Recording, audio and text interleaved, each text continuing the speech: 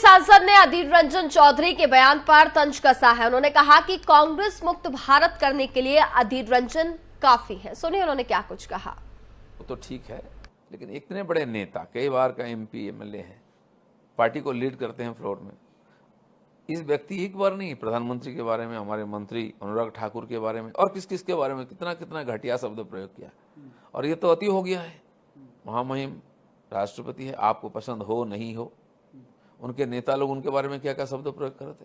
वो चुनी हुई राष्ट्रपति महामहिम है, एक महिला है और अपने काबिलियत पर यहाँ तक पहुँचे हैं, आदिवासी परिवार से आते। वो तो ठीक है, लेकिन इतने बड़े नेता, कई बार का एमपी एमएलए हैं, पार्टी को लीड करते हैं फ्लोर में। इस व्यक्ति एक बार नहीं, प्रधानमंत्री के बारे में, हमारे मंत्री अनुराग ठाकुर के बारे में और किस किस के बारे में कितना कितना घटिया शब्द प्रयोग किया। और ये तो अति हो गया है। महामहिम राष्ट्रपति है, आपको पसंद हो नहीं हो, उनके नेता लोग उनके बारे में क्या क्या शब्द प्रयोग करते। वो चुनी हुई राष्ट्रपति महामहिम है, एक महिला है और अपने काबिलियत पर यहाँ तक पहुँचे हैं, आदिवासी परिवार से आते। वो तो ठीक है, लेकिन इतने बड़े नेता, कई बार का वही खबरों में आगे बढ़ते हैं। आपको बता दें कि सपा से सुभाषपा का गठबंधन टूटने के बाद कई तरह की अटकलें लगाई जा रही हैं। ओपी राजभर की बीजेपी में शामिल होने की खबर आ रही थी, जिसको लेकर के यूपी के उप मुख्यमंत्री केशव प्रसाद मौर्य ने बयान दिया है।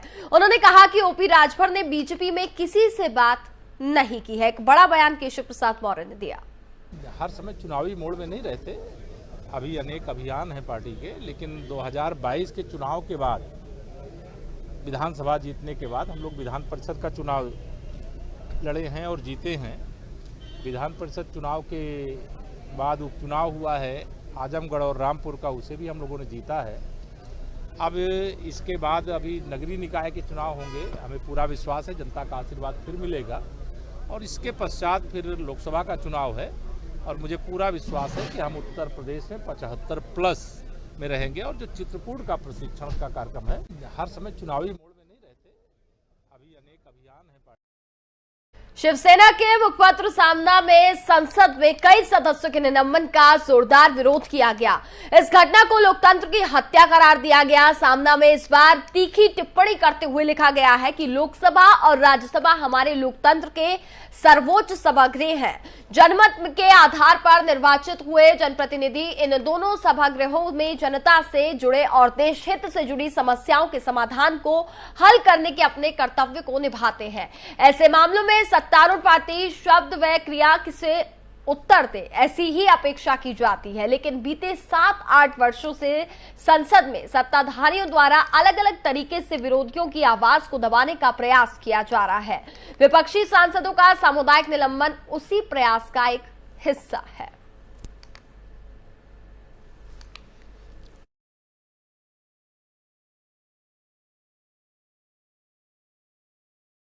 खबरों में आगे बढ़ते हैं। पंजाब के मशहूर सिंगर सिद्धू मूसेवाला की हत्या मामले के मुख्य आरोपी गैंगस्टर लॉरेंस बिश्नोई को लेकर के कई खुलासे हो चुके हैं। जांच एजेंसियों को अब तक जो भी सबूत मिले हैं और बिश्नोई से जितनी भी पूछताछ हुई है, उससे यह साफ हो चुका है कि लॉरेंस बिश्नोई के ही इशारे पर इस हत्याकांड को अंजाम दिया गया। लेकिन अब बिश्नोई खुद सुप्रीम कोर्ट से गुहार लगा रहा है और उसकी तरफ से खुद के लिए वकील की मांग भी की जा रही है। सुप्रीम कोर्ट में आज लॉरेंस बिश्नोई की याचिका पर सुनवाई हो सकती थी। वहीं गैंगस्टर लॉरेंस बिश्नोई के पिता ने सुप्रीम कोर्ट में याचिका दाखिल कर कहा कि मूसेवाला केस में पंजाब पुलिस ने लॉरेंस को गलत तरीके से हिरासत में लिया है। इसके अलावा इस याचिका में उन्होंने यह भी कहा, मानसा में वकील लॉरेंस का केस भी नहीं लड़ रहे हैं। दोनों मामलों में लॉरेंस की तरफ से राहत की मांग की गई है।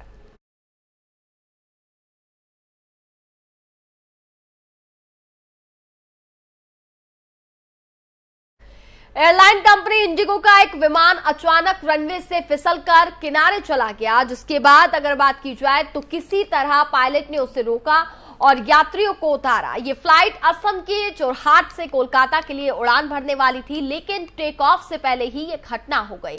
हालांकि इस घटना में किसी भी यात्री को कोई चोट नहीं आई है और सभी को सुरक्षित बाहर निकाल लिया गया। लेकिन लगातार विमान में तकनीकी दिक्कतों के चलते इस तरीके के जो मामले हैं वो दिन पर दिन सामने आ रहे हैं।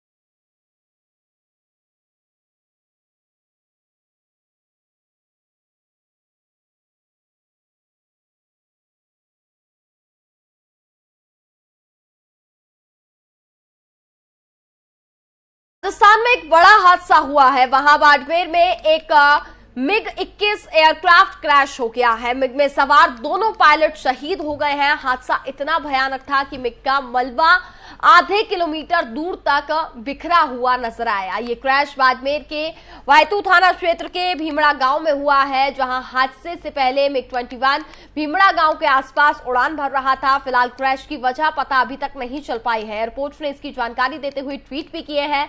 IAF ने बताया कि रात को 9:10 पर यह हादसा हुआ है। इसमें MiG-21 ट्रेनर एयरक्राफ्ट क्रैश हो गया है और एयरफोर्स ने बताया कि मामले में जांच के आदेश आगे दे दिए गए हैं।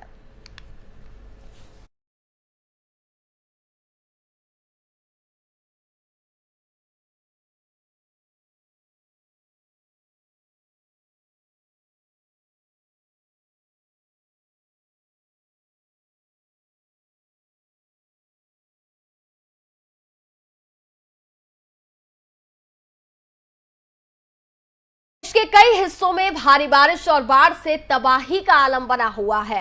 कई राज्यों में बाढ़ की वजह से जनजीवन अस्त व्यस्त है। पहाड़ से मैदान तक आसमान से आफत बरस रही है। हिमाचल और उत्तराखंड के कई हिस्सों में बारिश मुसीबत बनकर आई है।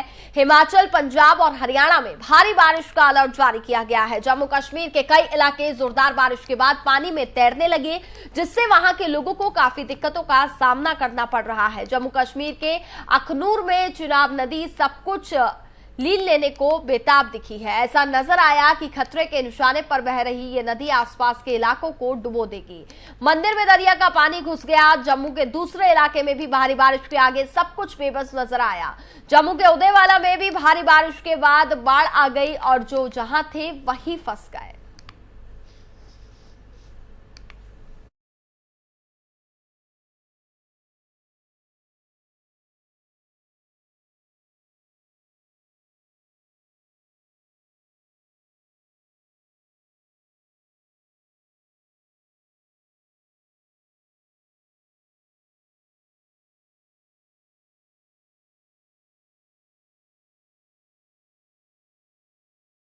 चेन्नई में शुरू होने वाले 44वें शतरंज ओलंपियाड से पाकिस्तान हट गया है। कश्मीर से मशाल गुजारने पर आपत्ति जताने को लेकर के भारत ने पाकिस्तान को कड़ी प्रतिक्रिया दी है।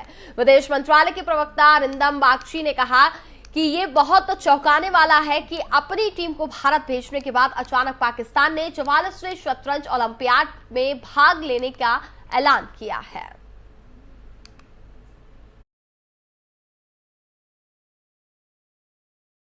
Say, put it this way, it is surprising that Pakistan has suddenly, taken this decision not to participate in the FID Chess Olympiad, particularly after the team has already reached India.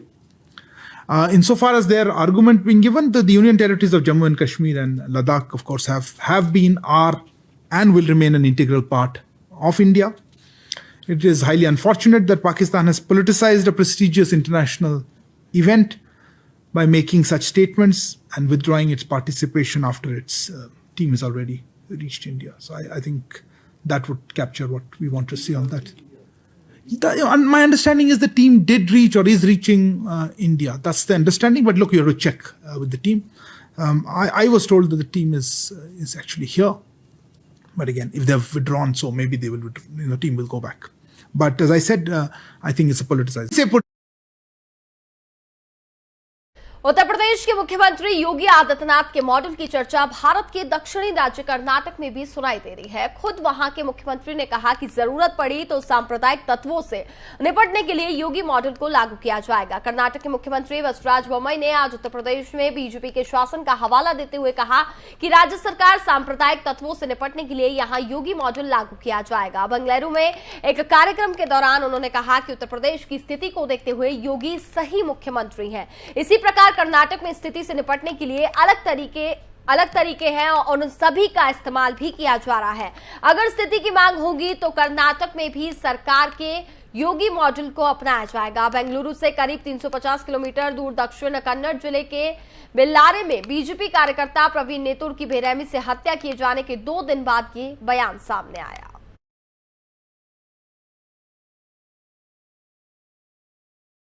और इसी के साथ फिलहाल इस bulletin में बस इतना ही। देखते रहिए FM न्यूज। नमस्कार।